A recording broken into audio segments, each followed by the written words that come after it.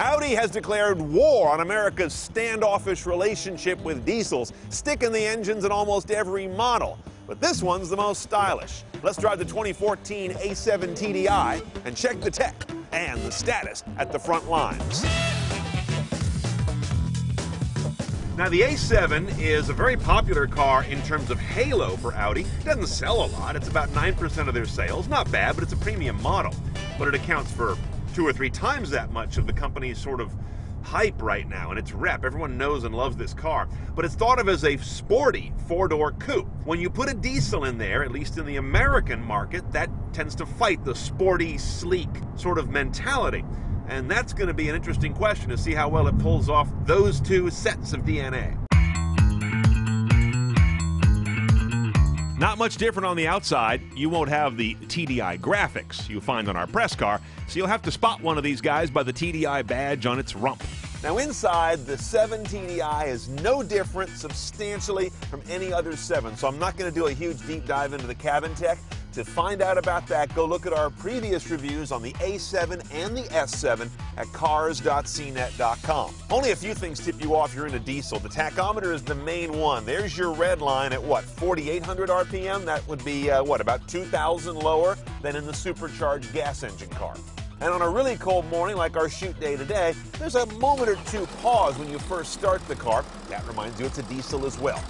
And this is interesting, an energy consumers screen that shows you what parasitic operations are dragging down the engine's efficiency, and with a rough estimation by how many gallons of fuel per hour they're burning. And in keeping with the efficient diesel theme, a couple of other things here. You've got an auto start-stop defeat. Normally this car will auto start-stop at lights or in traffic that stop and go. Luckily that defeat is sticky. Defeat it once and it stays that way, and that's how I like it. I'll show you why in a moment. Now, under the hood, you know it's a diesel even if you didn't look at it. You can hear it. Turbocharged V6 3-liter. There's your turbo right there. Slightly smaller for the U.S. than Europe, so it has better low RPM spool-up at the sacrifice of, I believe, a little bit of top speed. Not that it matters. It's academic. Your numbers on this guy are 240 horsepower, kind of small for a 4,300-pound car, but 428 foot-pounds of torque. That's a stunning delta between horsepower and torque. 0 to 60 is 5.5 seconds.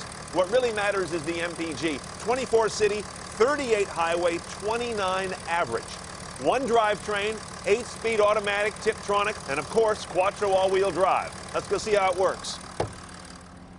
Okay, on the road, the first thing I noticed in this A7 TDI is I'm hearing more diesel noise than I do in some other diesels that we've driven lately that don't even cost this much. I'm kind of surprised by that. At idle and in city conditions, I hear it come through rather notably. That's not what I expected here. Once you're out on the road, there's such great torque from this car. It feels like you could get into any sort of situation you need to hit. It's always got the beef. The thing is, though, it needs to get spooled up a little. I know Audi tuned the turbo in this American version to spool up faster, but it still gets buried under a little turbo lag, and it's 2 overdrive gears. Unless you've got it in one of the dynamic modes, or you're self-shifting, or it's in sport mode, you got all these different modes to wake it up, it's kind of a laggard until it gets spooled up.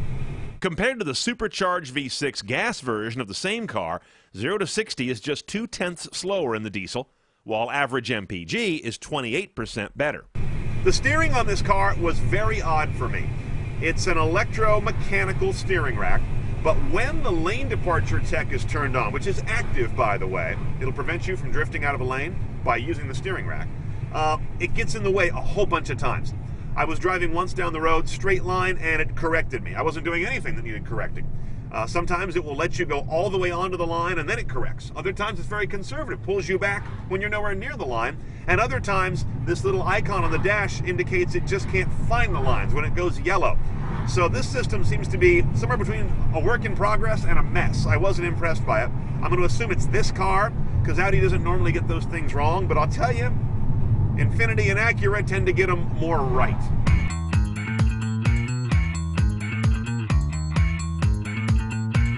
Okay, let's price this guy about $68,000 delivered for an A7 TDI. They have 2 trim levels. That's the basic one.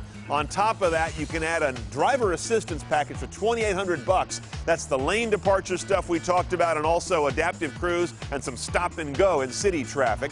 $850 more gets you Bose audio, all in about $71,500 done up CNET style. Okay, if you drive one of these, here's how you should check the tech. Note the power delivery and if it's sensitive enough for you in everyday driving. At the same time, listen in for the diesel noise. I found it kind of intrusive. You may not. Lane departure warning. Seems a little nibbly and weird to me and very conservative. Lets you kind of get to the dotted line before it does anything. Finally, check the math. This car costs about $2,400, all things being equal, just for the diesel option. My back-of-the-envelope penciling out tells me it's about a 6.2-year earn back at current prices. It doesn't really make sense, to be honest. I doubt you'll have this car that long. So you've got to also factor in the fact that you love diesel torque and the fact that it's got 19% lower CO2 emissions.